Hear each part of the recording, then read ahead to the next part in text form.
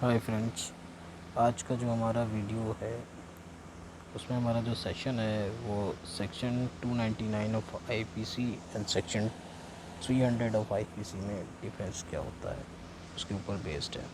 तो सेक्शन 299 की हम डेफिनेशन देख लेते हैं। इसमें है a person commits culpable homicide if the act by which death is caused is done. और सेक्शन 300 में जो डेफिनेशन दे रखी है वो है subject to certain exception culpable homicide is murder if the act by which the death is cause is done. तो अच्छा, इसमें देखने वाली चीज़ ये है कि जो इसका ए पार्ट है दोनों का सेम है। इसमें इंटेंशन जो शब्द यूज़ किया जाता है उसमें सबसे ज़्यादा कन्फ्यूजन पैदा होती है। आदमी कहता है कि जो है जब इंटेंशन दोनों में सेम है और दोनों में कॉजिंग डेथ है तो उसमें सेक्शन 299 में डेथ क्यों है यानी मानव वध क्यों है और सेक्शन 300 में आपने इसको मर्डर में करा दिया, ऐसा क्यों? तो मैं आपको बता देता हूँ। जैसे कि आप एक एग्जांपल समझिए, जैसे कि ए और बी का झगड़ा होता है। ए चाहता है कि वो बी का मर्डर कर दे। अच्छा, इंटेंशन तो इसमें मर्डर की है, मगर झगड़े के दौरान मर्डर की इंटेंशन क्यों क्रिएट हो गई?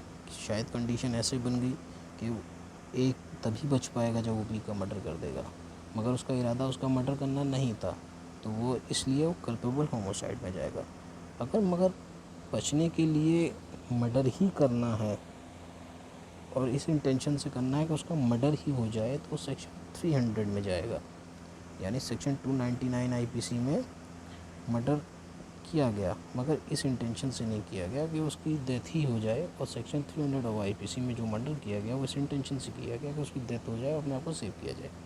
ये दोनों कंडीशंस हो गई और आपको हो सकता है इसमें इंटेंशन क्लियर हो गई होगी कि इसकी सेक्शन 300 में क्या इंटेंशन है और सेक्शन 299 में क्या इंटेंशन है। सेक्शन 299 के बी पार्ट को देख लेते हैं।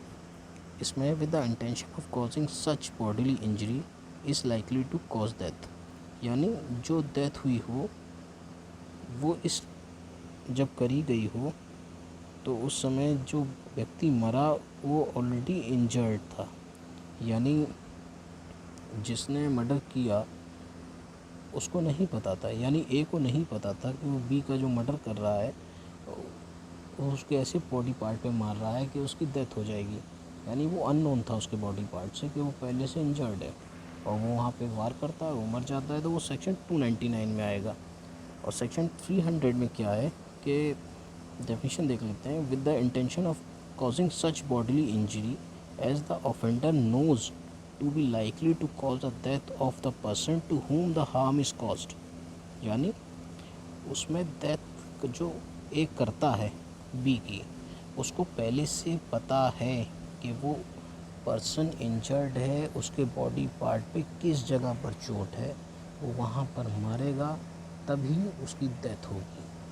तो इसलिए ये बी सेक्शन जो आप देखेंगे दोनों के डिफरेंट हैं। एक व्यक्ति को पता नहीं था और दूसरे को पता था, तो जिसको पता नहीं था वो सेक्शन 299 में जाएगा और जिसको पता था कि मैं वहाँ मारूंगा तो उसकी डेथ हो जाएगी वो सेक्शन 300 में जाएगा। ये दोनों एक दूसरे से डिफरेंट हैं। अच्छा, सेक्शन 300 में with the intention of causing bodily injury to any person and the bodily injury intended to be inflicted is sufficient in the ordinary course of nature to cause death.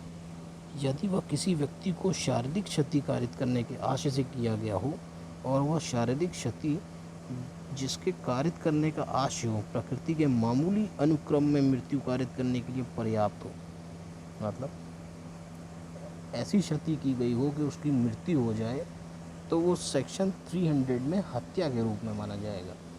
तो यानी मृत्यु उसको देने के लिए ही जो प्रयास किया गया है वो हत्या में ही आएगा, तो इसलिए सेक्शन 300 में हत्या कहा जाएगा। और सेक्शन 299 में मानव वध कहा जाता है क्योंकि उसमें इंटेंशन नहीं होती है डेथ करने की, बट किसी कारणवश ऐसी चोट लग जाना, व्यक्ति नहीं जानता था उसकी चोट थी है, जैसा कुछ है वो सेक्शन 299 में आएगा।